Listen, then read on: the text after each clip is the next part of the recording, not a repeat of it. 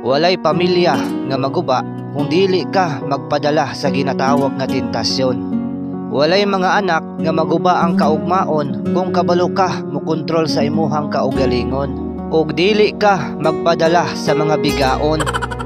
Maong ayaw pamisbis ug bulak nga dili imuha. Ug ayaw tilawi ang putahe nga dili imuha.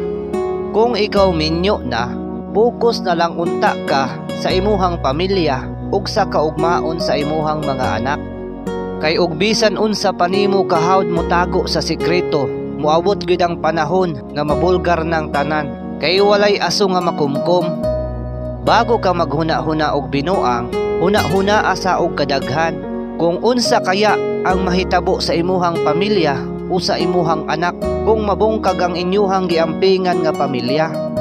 Ayaw paabuta nga basulon ka sa imuhang mga anak pag abot sa panahon.